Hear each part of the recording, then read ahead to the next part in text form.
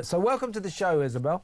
Thank you, Kev. Well, what are we doing first tonight, then? Well, first of all, I just want to talk about what happened this weekend and what is going to happen tomorrow, disgustingly, on the anniversary of October the 7th, the 2-year anniversary, and what is planned for this coming weekend. Jeremy Corbyn and his deranged... Jeremy Corbyn, as I said in my monologue, that old enabler of anti-Semitism, a man around whom the words Jew hate seem to circle constantly, and his deranged little sidekick, Zarah Sultana, are calling for the mother of all pro-Palestine marches on Saturday. Tomorrow, on the actual day, the actual anniversary, universities all over the country are planning special events for pro-Palestine. You know, so in other words, they feel that this particular day tomorrow is the day to rise up in an explosion of anti-Israel hatred. I mean, it is repulsive. It's repulsive. These marches, these events on Saturday, 500 people arrested in London alone. You know, they'll say, no, it's about Palestine, it's about the children, it's about the suffering of the people of Gaza. You go to these events, you see swastikas. You see swastikas on banners. You see from the river to the sea, free, free Palestine. This is all a disguise. Everything that they say, oh, it's just about the children, we've got to save the people, the poor people of Gaza. We all fear for the people of Gaza. Of course, nobody celebrates what's going on in Gaza, but Israel have got just and right cause, in my view. A lot of us believe that. A lot of us still stand with Israel. These people at that demonstration on Saturday around the country, in Manchester of all places, these people who will celebrate tomorrow, who will celebrate on Saturday, they actually disguise their Jew hate under a cloak of caring for the people of Gaza, caring for the children. These are explosions. Now, I'm not saying that everybody on these marches is like this, but a fair proportion of the people who attend these events, these protests, these pro-Palestine derangement syndrome protests, are anti-Semites. They're Jew haters. And Jew hatred, as we saw last week, is exploding in this country. And I find it extraordinary that the worse things get for Jewish people in this country, as in a terrorist attack on a synagogue last week, the more Jew hatred proliferates, erupts around Britain. What is going on here, Isabel? Well, you said that they disguise their Jew hatred, and I don't think they're really very successful at that, are they? But what they also disguise is their own features. All the things that you've just said I agree with, but I also think these people that keep turning out to spew their anger and hatred on our streets are also cowards. A very, very substantial proportion of them are at public protests but don't choose to show their faces. What are they hiding? Why are they masked up? Why do they cover their features either in rags or in completely ineffectual COVID masks? They cover their features because they're not brave enough and principled enough to show who they are and what they are arguing for.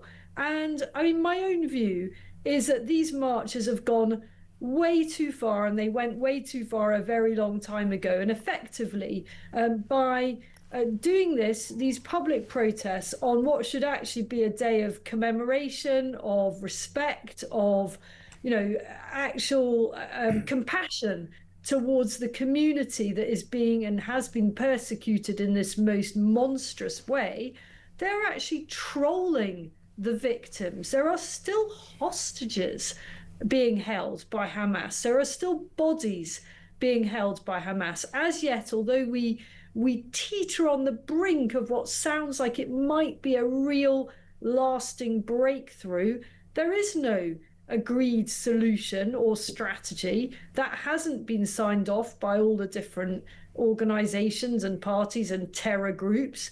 And so tomorrow is this is a very special and extremely sensitive time now.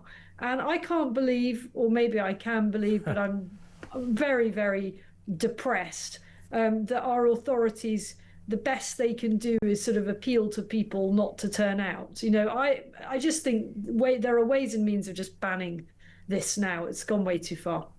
Guess what's happening at Liverpool University? As I say, campuses all over the country are planning to almost celebrate, you know, the 2-year anniversary of the massacre of the Jews, you know, by hailing the pro-Palestine cause, which is just a smack in the face for every Jewish person in the world, but particularly the British Jewish community, particularly after what happened last Thursday, the attack in Manchester. But this is what's happening in Liverpool, for example. I mean, you can't, it's scarcely believable.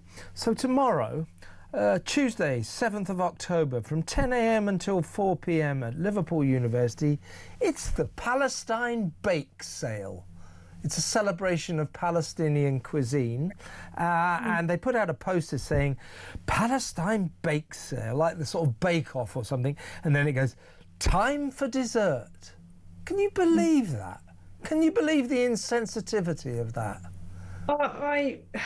I mean, the thing is, what is so depressing about all of this is it just seems to be the whole pro-Palestine, free Palestine, you know, bake some muffins for Palestine, whatever it may be, just seems to have become a kind of proxy for left-wingers to be angry and, you know, be exactly what they accuse the right of, which is divisive.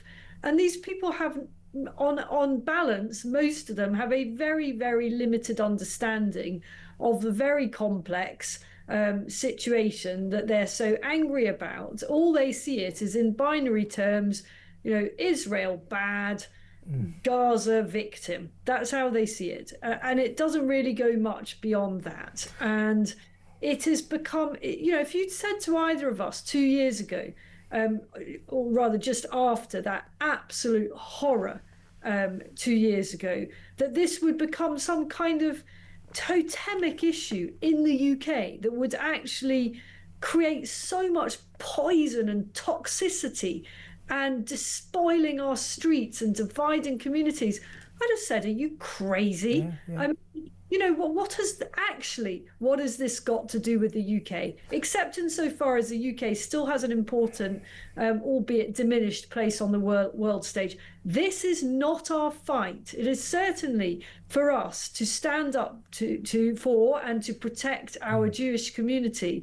But what is going on in that part of the Middle East or any other part of the Middle East is not actually our problem. Yeah. And these people are trying to make it our problem. And guys, as if we don't have enough of our own issues, but you're creating a whole other layer of issues by bringing this absolute nightmare fight to our own streets. And everyone's sick of it. I think everybody who is not on the Free Palestine marches is sick of them. Yeah, well, we certainly are. I mean, students gathering tomorrow all across the country to lionise racism. That's what they're doing. Students have certainly changed since my day. And Michael Gove had a very powerful piece in the Daily Mail which makes the point. And I want to preface this by saying the worse things seem to get for the poor Jewish people, like on October the 7th, the more our pro-Palestine friends seem to sort of double down on their hatred of Jews. Oh, yeah. 1,200 have gotten killed. Right, don't let that get in our way. Let's get out on the streets and protest against awful Israel and those awful Jews. Last Thursday, what happened? You know, the terrible attack, the terrorist attack by a Muslim maniac. By the way, our government still won't say. They keep telling us, it's big, who knew, that this was an attack on Jewish people just because they're Jews.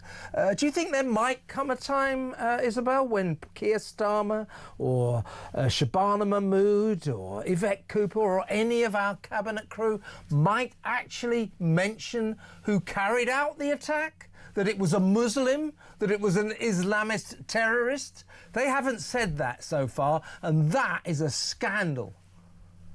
Well, it's only to be expected. I mean, I'm only surprised that we haven't been told that, you know, the perpetrator was a sort of sweet choir boy from Yorkshire or something, you know. I mean, it's just, I think they usually come from Wales, actually. a British, British choir, from a Welsh choir boy. That's what it was. I mean, you know, they basically have sort of learned a lesson and quickly admitted that this individual was of Syrian heritage. And, you know, I think actually... Say it's a terrorist, say it's a Muslim, say it's a Muslim maniac like the rest of the nation. Stop protecting the Islamic community in this country just because you want their votes. I mean, we see them, don't they? Hey, Starmer, we see you, we know what you're doing, and it's a disgrace. It is a disgrace, and these are not, we know they're not representative of ordinary moderate Muslims. These are extremists that other countries, including in the Middle East, by the way, would never have on their shores. Yeah, exactly. It's come one, come all in the UK.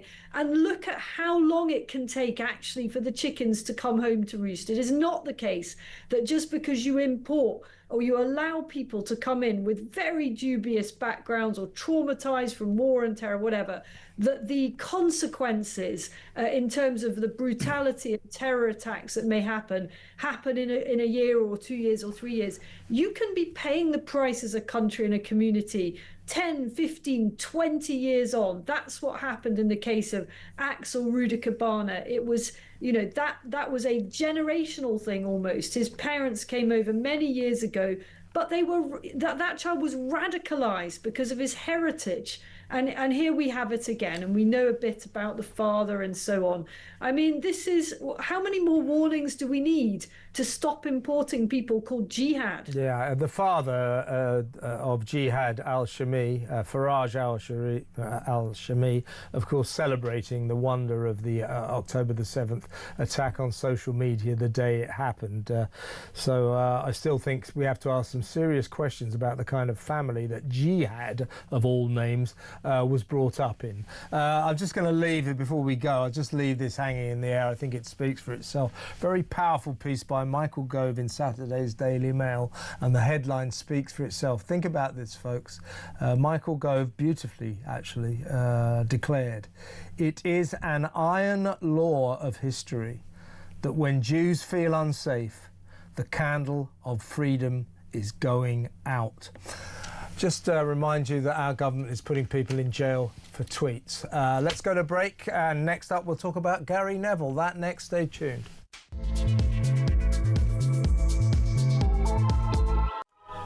Poor champagne socialist, £1.1 million a year, Gary Neville, former Man United and England international footballer, driving home on Thursday night from a football match. He saw all these horrible Union Jacks and St George's flags, these horrible flags. Oh, so, it's awful, so divisive, he thought, so divisive. And he just kept thinking that we're all being turned against each other. He saw Union Jacks and St George's flags, and he said that it was only angry white middle-aged men who were putting these up. Angry white middle-aged men. I think that's probably racist, because it's certainly not angry white, just angry white men. But here is what he had to say. Bizarrely, he didn't post this on social media. He posted it on LinkedIn. Here he goes. Driving home from Salford City last night. I was driving out to Salford City, going down a Littleton Road, seeing 60, probably 50 or 60 Union Jack flags. And I just kept thinking as I was driving home last night that we're all being turned on each other. And the division that's being created is absolutely disgusting. Mainly created by angry, middle-aged white men who know exactly what they're doing.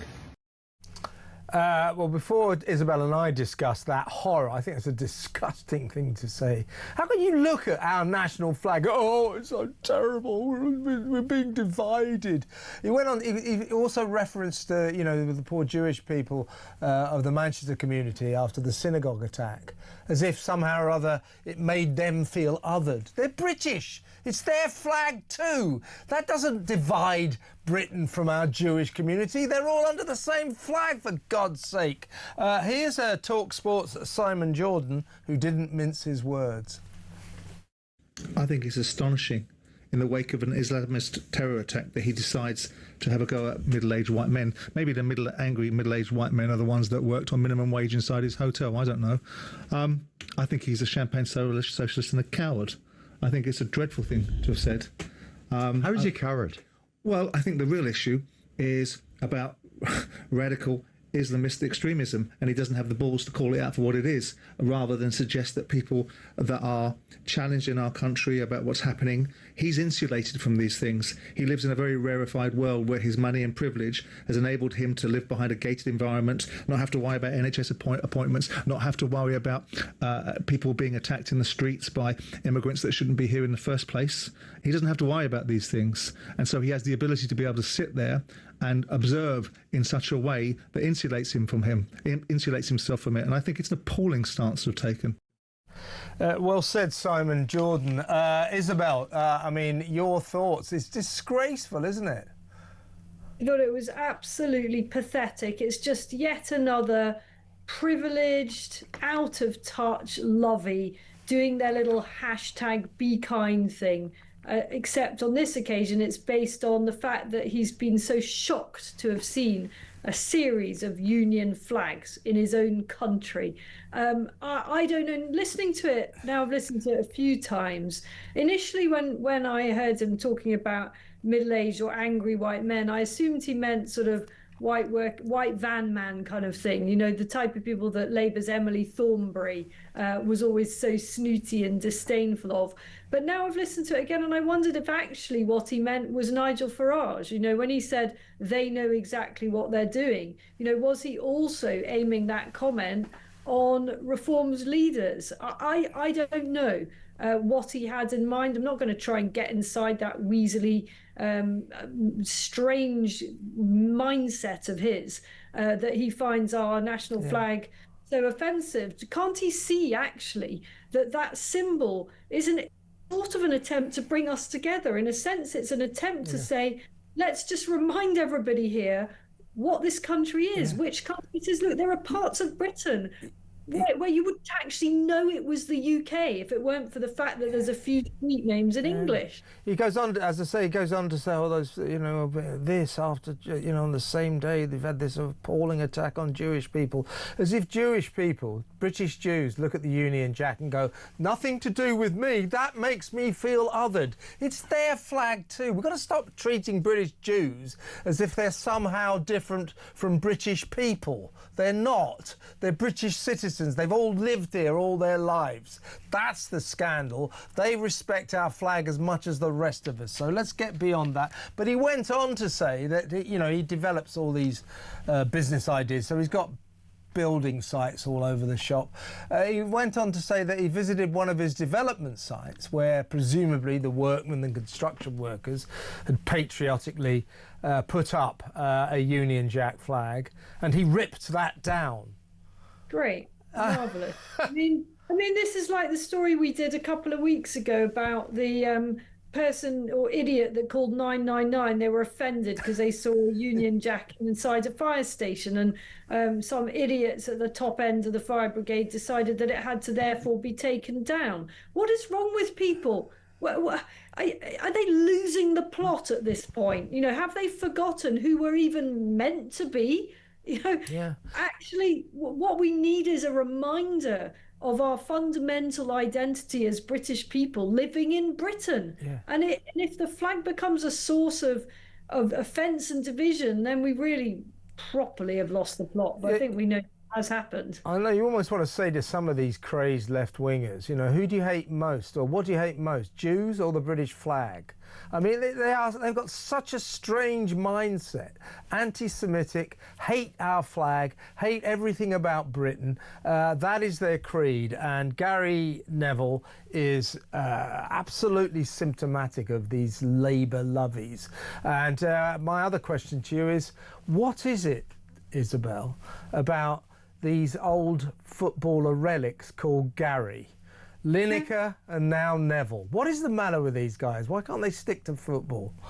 Oh, I don't know. Maybe they're just trying to be relevant again or something like that. You know, whenever you start saying Gary, I'm always thinking it's Lineker, but now we've got another one to contend with. I don't know, but all of this, take it all together. Look, our country is really, really, really on a knife edge. You know, Yes, it is. I really feel that it's not going to be too long before the damage is so bad and the problems are so profound that it's going to be very, very difficult to reverse, and it's extraordinarily depressing. A lot of patriots, angry patriots, are now, in terms of Neville, calling for a boycott of Sky Sports, from which he earns £1.1 million. As I'll say this, a very good soccer pundit. He's a very compelling soccer pundit, and he's entitled to his political views. It's not the same as Gary Lineker abusing his position while we pay his salary because it was the state broadcast of the BBC. Sky Sports is an independent private broadcaster, so it's up to them whether or not they put up with this outburst by Gary Neville. But they may feel the punch of a lot of sports fans boycotting Sky Sports, boycotting Sky Football because of what Neville said. People don't take kindly to that. As I say, I don't like calling for people to lose their jobs. Don't think it's relevant in this case. But if people boycott Sky Sports, they'll only have Gary Neville to blame. Let's go to break, and when we come back, it's your moment, Isabel. We're going to play Isabel's footage from Libya and tell the story of what she found out when she went to that benighted country, where, in fairness, they're doing their level best to stop this massive flow of migrants from Central Africa and the Middle East to the Mediterranean, across the Mediterranean, through Italy, up north, Calais, and onto the promised land, us. Talk about that next. Stay tuned.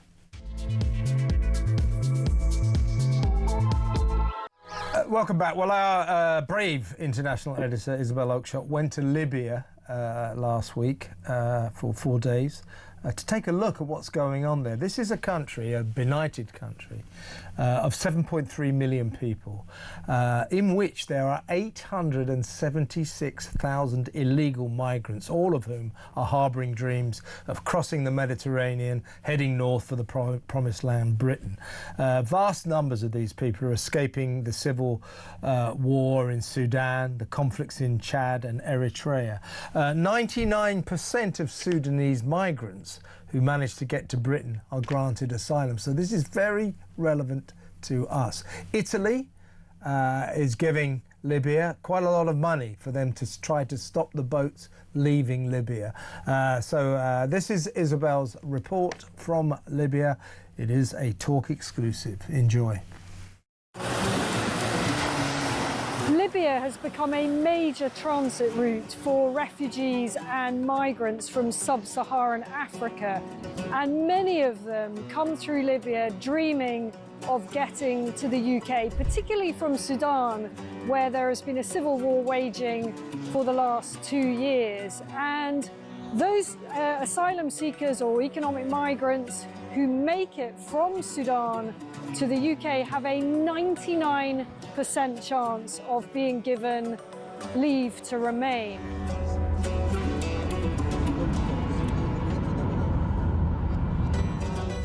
So I spent several hours talking to immigration chiefs here in Benghazi on the east side of Libya. The Libyan National Army has a very good grip on the immigration problem, albeit fighting against a huge crisis with limited resources.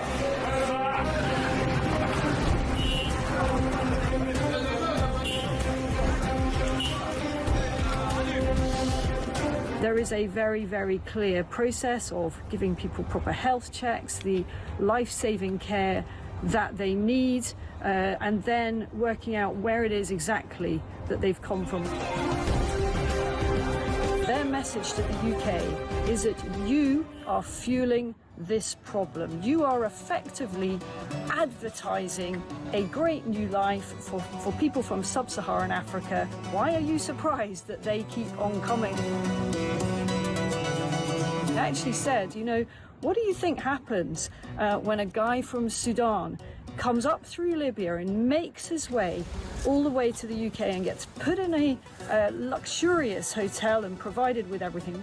Beans, hash browns, salad, eggs, tomatoes, lovely. What do you think that guy is going to do? I tell you what he does.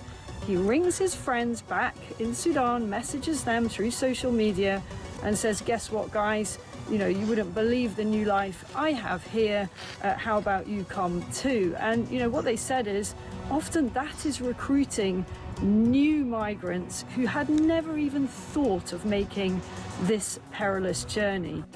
And make no mistake, it is a perilous journey. We see it from the end point. We see the channel crossing as the dangerous bit. But actually where these journeys begin is in the hot desert.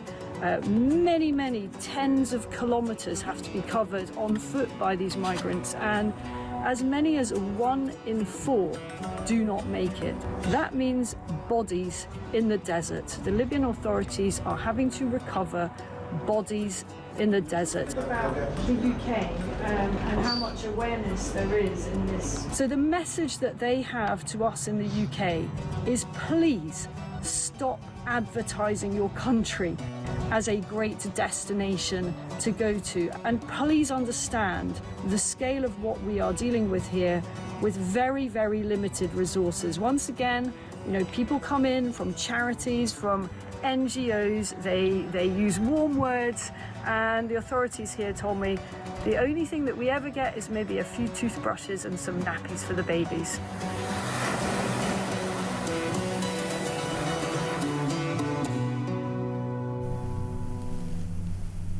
Excellent report, Isabel.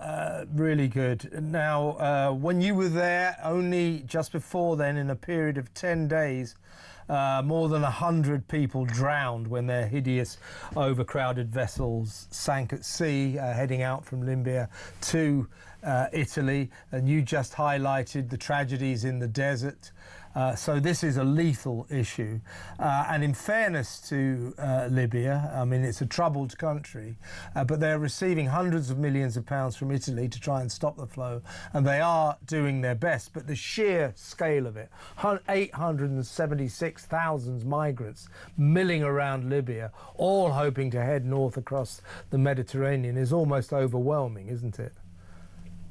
It's a huge problem that they're dealing with. And I want to start this just by making a confession, actually. Well, really 2 confessions. The first is that you kindly called me brave for going to Libya.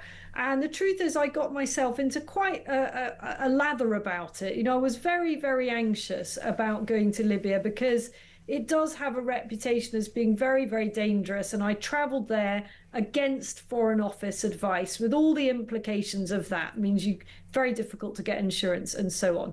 Now, what I actually found when I got to the east side of Libya, Benghazi was somewhere that's remarkably stable and actually rather an exciting place. You know, very positive, lots of good things going on there. So that's confession number 1. Libya is not a scary place on the east side where I was. It's under good management.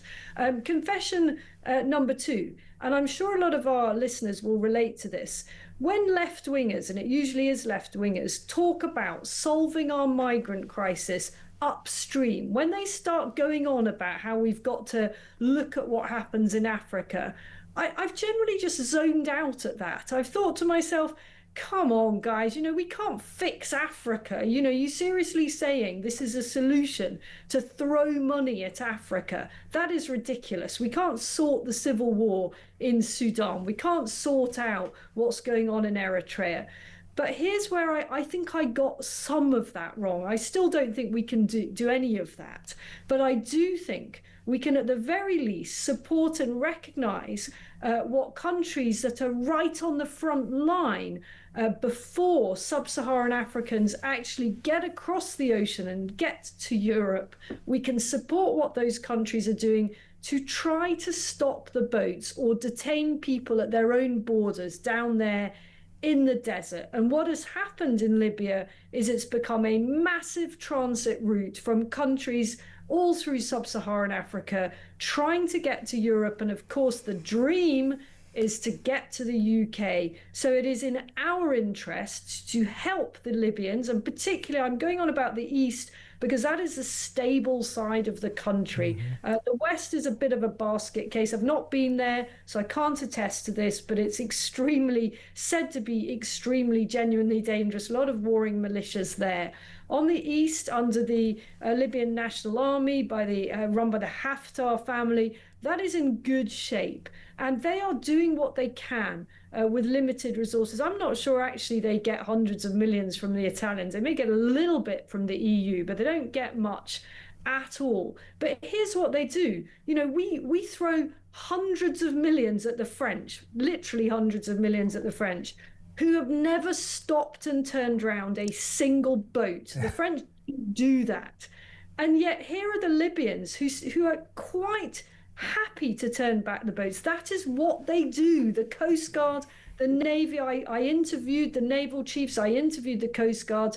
This is what they set out to do. They actually stop the boats. And yet we're not recognizing that. We're not helping them stop the boats. We're not helping them with the kit they need, you know, because of historic sanctions, which I'm sure are justified, certainly on the West side, but affect the whole country. They can't actually even get spare parts for their boats. They're not allowed to import anything that could be used for a military purpose. So they're trying to fight this crisis, this massive flow of people heading up, using Libya as a corridor, with their hands tied behind their back. So this is why Reform UK has said, actually, you know what, we'd work with the Libyans. We'll work with anybody that can help the UK solve the crisis. And by their side, on the authorities in the East are very open to working with us. And these are the kind of pragmatic deals that I think a future government should be looking at. Forget the French. The French are not helping us, True. are they? Be a bit more creative here and work with countries that actually are prepared to deport and detain and stop boats.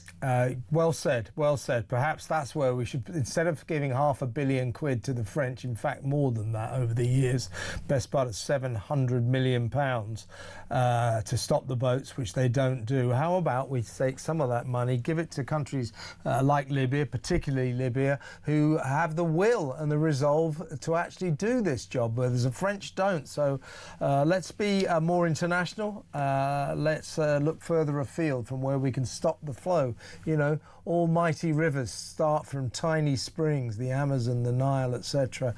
That's the same. That's an analogy for the migrant crisis. They start in little villages in Eritrea, in Chad, in Sudan, and they grow and they grow and they grow. And by the time they're in Libya, there's nearly 1 million of them, and they all want to come our way. So yeah, let's go to the source of the problem. Good idea. Great report, Isabel. Well done. When we come back, we'll talk about the migrant crisis again, and old Kemi Badenoch down at the Tory conference going all Reform UK. We'll talk about that next. Stay tuned.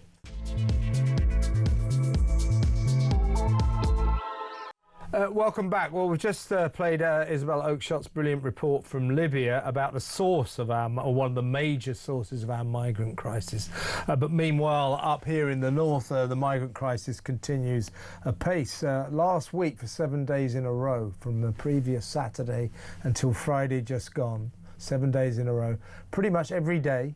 I think it was, funny enough, except one day when 70 came across, but pretty much every day hundreds of migrants came across. Altogether, from Saturday, September the 27th till last Friday, 3 days ago, 2,143 migrants came across the 21-mile wide English Channel illegally. To be welcomed into our absurdly generous asylum system, of course. This proves that Starmer's stupid one-in, one-out nonsense is not a deterrent, on account of it's clearly not deterring anyone.